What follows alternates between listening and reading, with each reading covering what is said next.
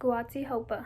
My name is Angel Day, and I work with the Pueblo of Acoma Health and Human Services Division as a Prevention and Health Promotion Specialist. I'm here today to talk to you about social distancing and the importance it has in preventing the spread of COVID-19. The information that I have here today is from the CDC website, the Centers for Disease Control website, and their motto is keep your distance to slow the spread. We'll start off with what is social distancing.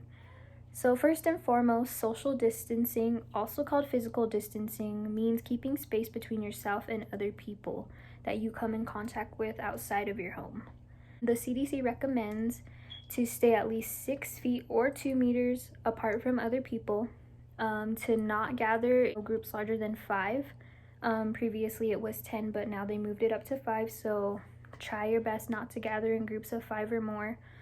Stay out of crowded places and avoid mass gatherings. Because of the unfamiliarity of this disease and the things that we're just now finding out about this disease, it's important to do all we can in order to help stop it from spreading. One of the biggest things we can do is social distancing, just trying not to come in contact with a lot of people. That's one of the best methods we have right now in order to prevent from the spread of the disease itself. A lot of people show no symptoms, which is another reason why we need to practice social distancing.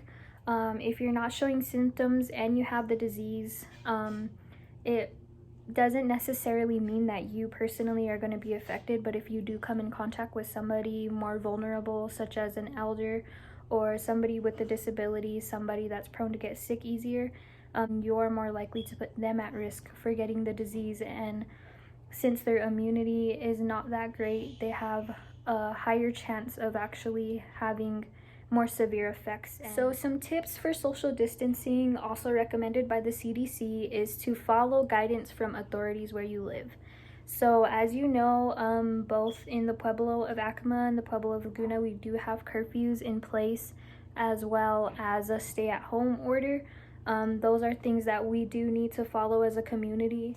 If you do, however, need to go into the public to get more groceries, to pick up medicine or anything like that, please stay 6 feet away from anybody that you may possibly come in contact with.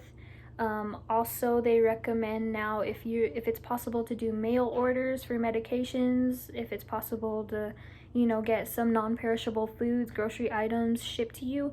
The CDC is also recommending that.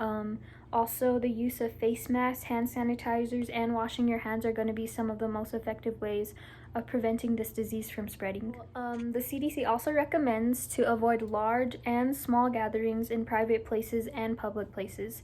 So even just going to a friend's house, that also puts you more at risk. We oftentimes, overlook these things as being serious, but they are very serious issues that we need to address and pay attention to. Just because you're a younger person and the disease might not affect you as much doesn't mean that it's not going to affect somebody else more severely. Just think about your elders, think about, people living with disabilities in your community, people that are sick in your community, and we all have to work together to try to combat this disease. So please feel free to contact anybody from the Pueblo of Acoma workforce or from the Health and Human Services Division. We have several programs that are doing all we can to help during this time. So if you have any questions, please feel free to let me know. You can also contact, my coworker Rachel, my coworker Joshua. We're all here to try to give you information and keep everybody updated on what's going on in the community. So thank you for watching. I hope you enjoyed. And if you have any further questions, please let me know, and we'll see you next time.